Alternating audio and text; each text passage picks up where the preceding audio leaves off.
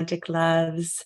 My name is Amanda Levesque, and I usually talk about all things nervous system, working deliciously, and feminine energy.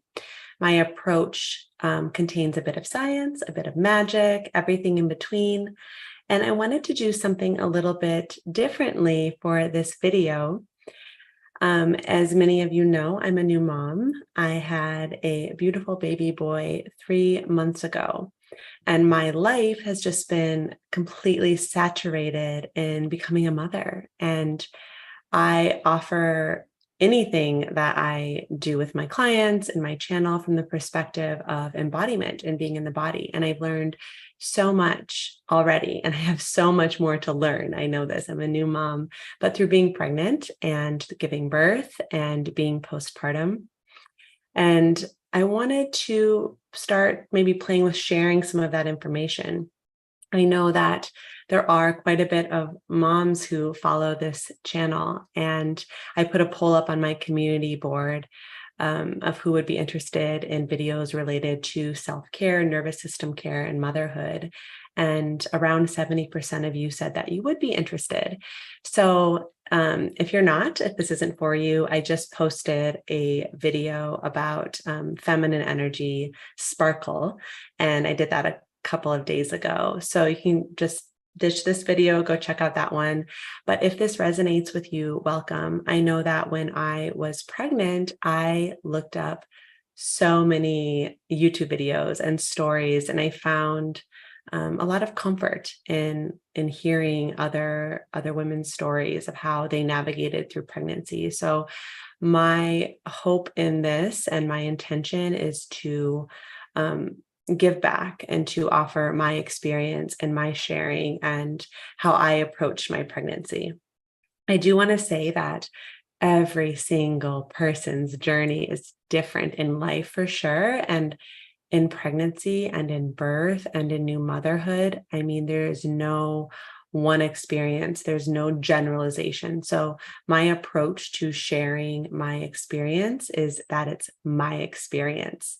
And I hope that it can be received as that. I never like to speak in generalizations. So this was my journey in pregnancy. And I did post one video while I was in third trimester about reflections that I had around manifestation and conscious creation, and how I was experiencing that through pregnancy and how that related to creation in other areas of my life. But this will simply be my reflections on pregnancy. I just reached 3 months with my little one, and they say that the first 3 months after you give birth are the fourth trimester, because you're still kind of situating yourself with you and your little one of being apart in different bodies. You spent 9 months kind of sharing this body, and you are adjusting, and there's so much going on in the hormones, so much going on with just becoming a mother,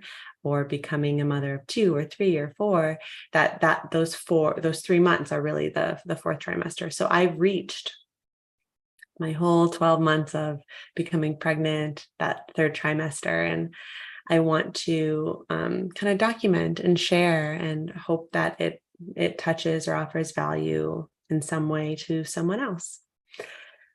So when I think back to my first trimester, I was just amazed.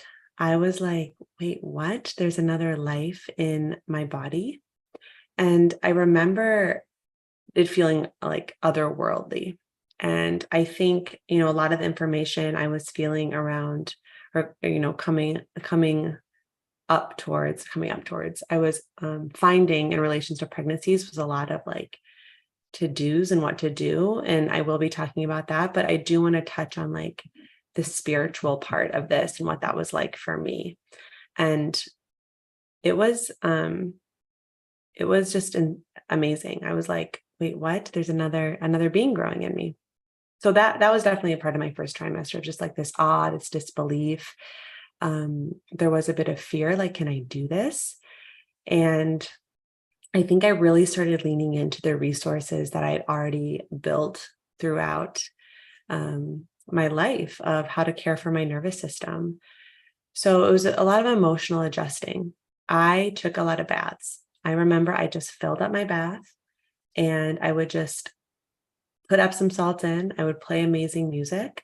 Sometimes I would cry. Sometimes I would pray. Sometimes I would talk to this life form that had entered my body. And I would just let myself be in my feelings, be in my emotions. And so much goes on hormonally too in your body in first trimester. It's quite the journey. I mean, for me, pregnancy, I'm amazed looking back at the hormones and what that was like to be, a vocus of awareness of consciousness, despite all of the hormones flushing through the body. And I'm still kind of in it. I'm breastfeeding right now. So there's quite a bit of hormone still sweeping through my body. But when I look back to that first trimester, it was just unlike anything else. So I took a lot of baths. I knew baths were a resource for me. It helped me to connect to spirit. And I let myself do whatever I needed to do in that bath. I'd often turn the lights off. I'd light candles. I'd soak for a long time. And I also, another thing I did is I picked a lullaby. So I picked a song that really resonated with what I was feeling in that moment. And I played that song every time I took a bath, and I sang that song to the little life form that had started developing in my womb. And that's something I carried with me through second trimester, third trimester. It was the first song I sang to him when he was born in the hospital, and it's a song that I continue to sing to him. It's Nick Barber's song, Heart's Mystery. I can link it in the show notes. It's a beautiful, beautiful song. But that really helped to root and ground me in this experience. And I think something we'll see if he is soothed in a conscious way as he continues to grow. And I had them sing, my friends sing it for my mother blessing, actually. And it's so special. So I picked a lullaby. And then I had a lot of self-care routines. I just started diving into caring for this vessel that was holding this life. I started doing a lot of, even more so, skin brushing. I did body gua sha. I did a lot of oil massage. And I really, really worked with my nervous system to hold all of the emotions, sweeping emotions, really, like excitement, the unknown, fear, can I do this? And I really made it my intent to care for the vessel that was holding this transformation. Really, there was a lot of prayer, a lot of journaling. I made sure that I woke up in the mornings and I would pull out my journal and I would pray. I would pray that whatever happened with the pregnancy, that I could accept it, and I could yield to it, and I could open to it. I prayed for my future baby, for my family, for my partner. I prayed for my body. And so I really just surrendered everything. Whatever happened, whatever would happen, I tried to open myself to allowing that to unfold and open my spirit to that. I journaled a lot so that I could remember all the subtle moments.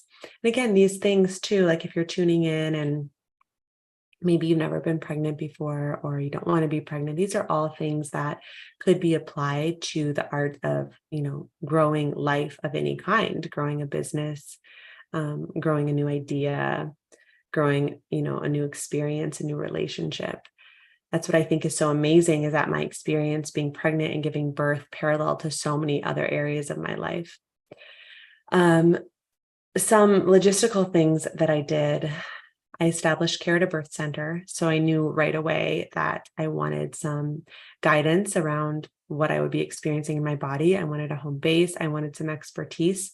So there was a birth center that was really close to where I lived. And I went there and I met the midwives. I toured the space, and I didn't really do a lot of searching into other options. I kind of knew this was just for me. I went on an instinct. It was in my neighborhood.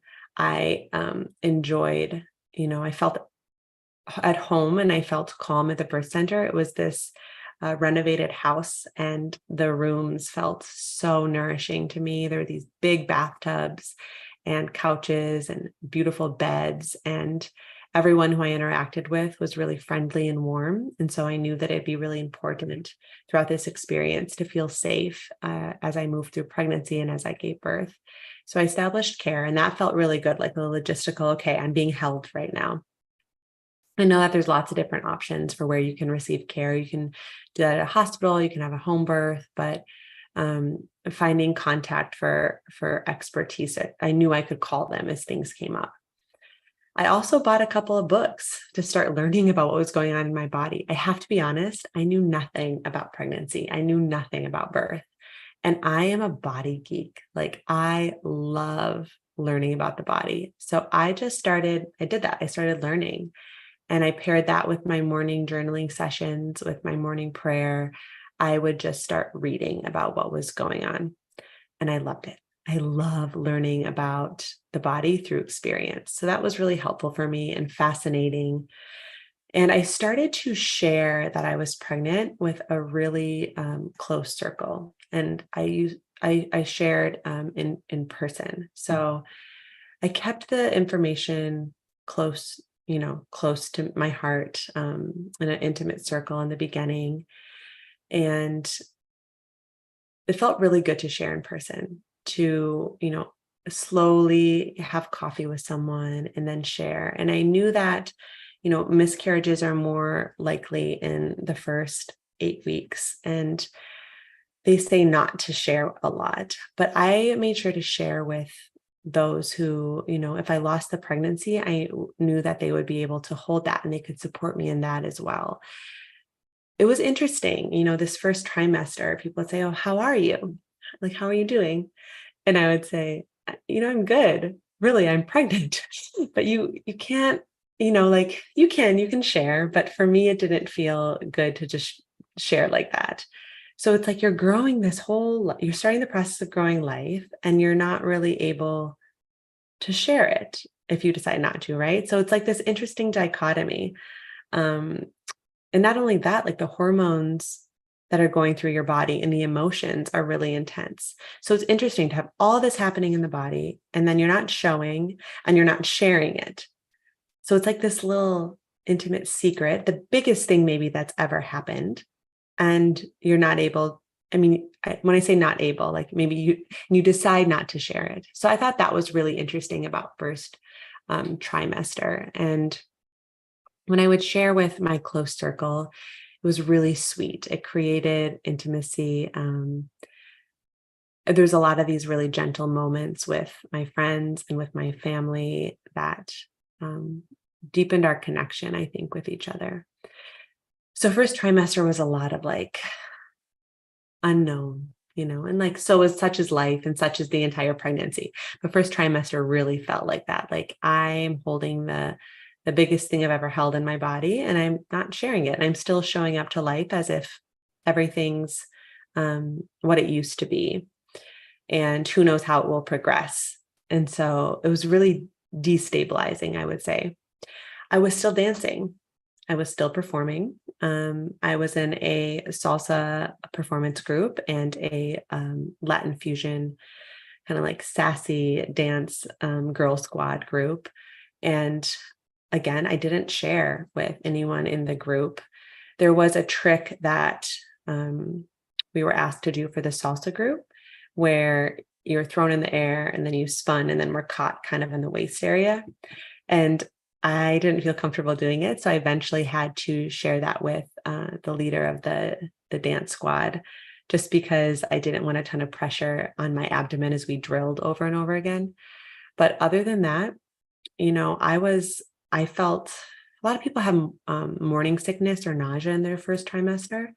I would say I had a couple of days where I felt nauseous. I never threw up, but the biggest feeling was feeling disoriented. So I felt really ungrounded. Like I'd been riding roller coasters all day or an amusement park all day, and I didn't quite have my feet under me. Or maybe I'd been like on a boat on the waves all day. So I felt a little ungrounded, a lot ungrounded. So you can imagine that as I'm, in salsa, you spin a lot. As I'm being spun and spinning, I'm feeling just like, wow, so ungrounded and heels and just like icky. Like I would say I felt really icky.